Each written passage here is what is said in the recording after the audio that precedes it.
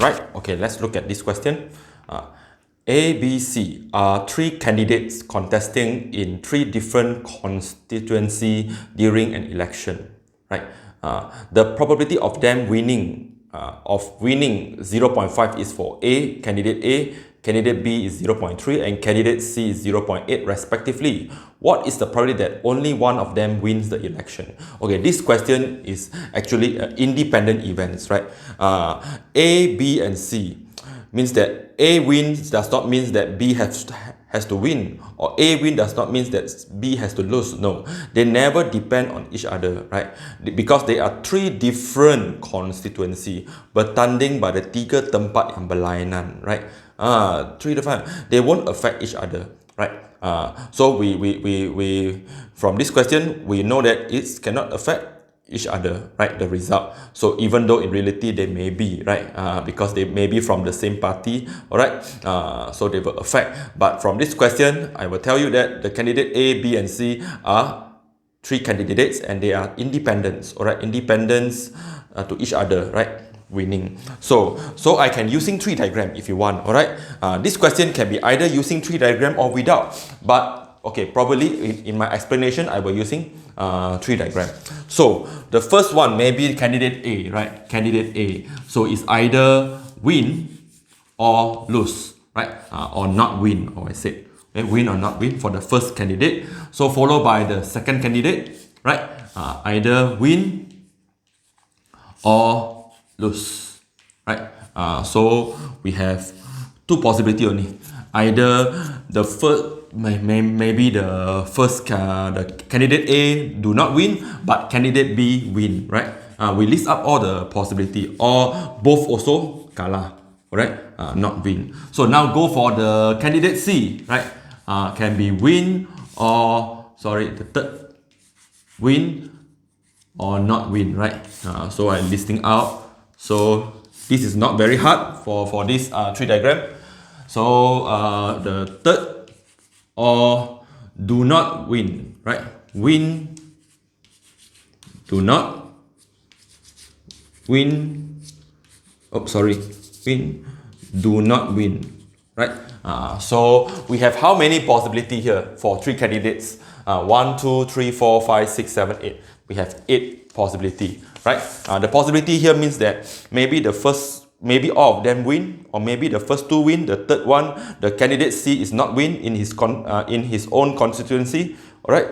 So we have all this possibility here. So probably we can, okay, candidate A win is 0.5, right?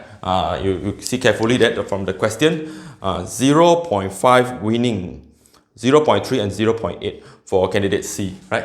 So 0.3 and this is 0.8. So definitely if 0.5, 50-50, lose will be 0.5. Win is 0.3, 0.7 will be kalah, alright? Loss. So 0.7. So means that of them winning, so 0.8 is a 0.2, 0.8, 0.2, 0.8, 0.2, 0.8, 0.2, right? Means that for candidate C, win is 0.8, loss is 0.2, right? Actually, you can see from probability who is in favor, right? Candidate C, because candidate C winning is 0.8, right? Candidate B is less favor, right? This 50-50. So now, okay, we answered the question, right? So only one of them win the election. What is mean by only one of them? So we have 1, 2, 3, 4, 5, 6, 7, 8, right? Only one of them win the election. So means that it cannot be 2 win. Cannot be 2 win, right? So from these branches you have 2 win, 3 win, no, right? This is not included. And for this we have 2 win, no. This one we have 2 win. The first candidate A win, candidate 3, candidate C win, so cannot 2 win. It must be exactly 1 win.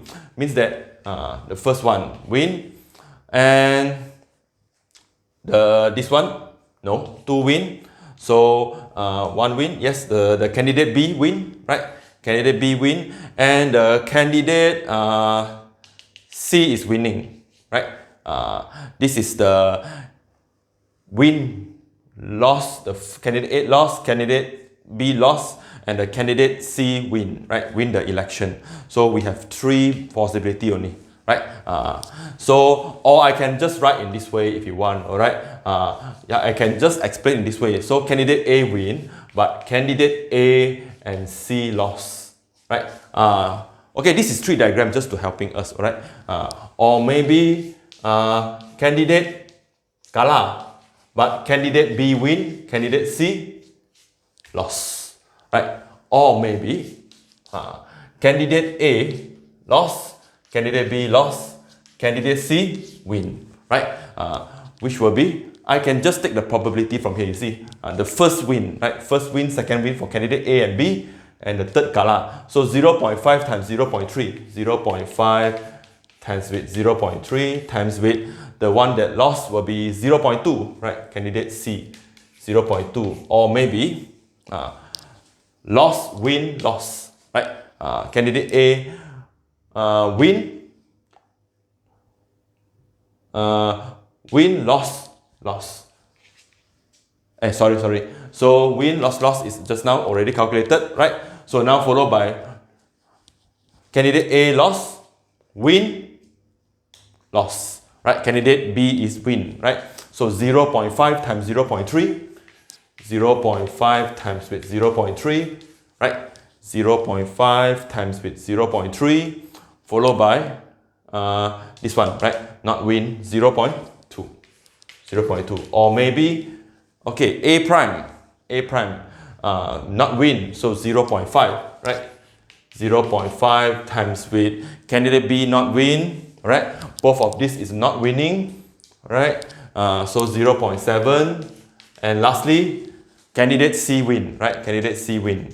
So is 0.8. So we add up this, we multiply and add up this, then we get the probability of exactly one of them winning, which will be 17/50, right? In fraction, or we can change to decimal, is 0.34, right? The probability 34%, one of them will win, right? Exactly one of them will win, right? Only one of them win the election. So all of them win the election. Okay, all of them win the election will be the first branch, right? You see, candidate A win, candidate 2 win, candidate C is winning, so win all, right? So means that this is for question A, right? For question B, all win. So A win, B win, C win, all right? Or I can just write W1, W2, W3. So which is 0.5 times with 0.3 times 0.8, right? So actually, you can try to understand what's the meaning of the number here. Why I should multiply this way, right? Why I multiply 3/25, right? The chance is lesser, right? Compared to each individual, right? If you want to have 3 of them win. So it's actually, you study probability, it's not enough you just get the answer. Some students say, oh, I got the answer. Yes, you got the answer, but do you know what is the meaning of the answer? That is most important, right? So I want to tell for those excellent students, I tell you that the meaning here is for each individual to win is 50% for candidate A. Each of them is, for candidate B is 0.3 and candidate C is 0.8. The chance is higher. The chance is higher if only C at that individual, right? But if you want to see 3 of them win together, the chance will be lesser, right? Can you see that? So, bila kita nak tengok masing-masing menang di kawasan dia, 50%, ya, candidate A boleh menang. Itu kalau kita hanya tengok dia seorang saja. We only see the candidate A only. Right, they have higher chance, right? Candidate C have higher chance of winning 0.8. But when I talk about, bila saya cakap semua mesti menang, peluang menjadi lebih tipis. You see 0.12, right? This is 0.80%, this is 12%. Because why? 3 of them win. So that's because I multiply, right? I multiply, the chance we're getting lesser. This is a true situation. For one person to win, 80%, yes, it's okay. But for overall to win, the chance will be lesser, right? This is the meaning of probability here. So hope you understand. The number here means that the chance will be lesser if 3 of them win. Alright, let's look at the question C here. At least one of them win the election. This one. At least one of them win the election. What is meant by at least one of them win the election? Means that as long as 1 or 2 or 3 of them win, this is okay, right? Okay. 3 of them win, right? This is okay. Win, right? Okay also, right? Okay. Okay. All okay here because why? Candidate A win, right? One of them, at least one of them. This one win. 3 of them win. This one, 2 of them win. This one, 2 of them win. This one, 1 win, 2 loss. Okay also, right? Okay also. This one okay also. The candidate B and C, okay. I write okay here. Here also okay, right? Loss, but candidate B win mah. Okay. This one also okay. Kalah, tapi dia menang pun okay. At least one, right? The meaning here means at least one of them win the election. At least one win the election. So all is okay, except this one is not okay. This one is not okay. Because why? Semua kalah, right? Semua kalah. So this one cannot accept. So you have to add up the probability, right? Wah, tambah 0.5, 0.3, plus with 0.5, 0.5, plus with 0.5, 0.5, plus, times up. Alright? No. So we apply the concept of tree diagram where total up all the probability here must be 1, right? Total up must be 1. So the simple way will be, I will take, okay, at least one, okay, just write lah. At least, just do some sentence lah. At least one of them, wins the election. Another way of calculating this will be easy if I take 1. Overall, all the total here 1 minus with this one not okay, right? Semua kalah 0.5, right? 1 minus with 0.5 times with 0.7 times with 0.2. Then the answer, this probability will be the total probability of all of this, right? Because I take 1 minus this branch, right? The probability for this branch, so the remaining will be this, right? So it's another easy way, right, to calculate, which will giving you a higher, right? A higher probability compared to this one, right? So you see, because why? At least one win, right? Takkan malang sangat, right? Takkan malang sangat.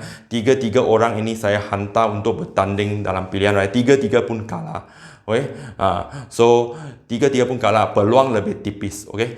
The chances is narrow, right? The chance is narrow. If you said all is lost, is not so high lah, the probability, because you see 1 minus means at least one of them win is 89.5%. Alright, 89.5 is quite high, right? It's quite high. So we have a higher chance of at least one of them win. That's the meaning here, right? You understand the meaning, alright? Understand the meaning. Alright, that's all for this question. This is the way we carry out the calculation.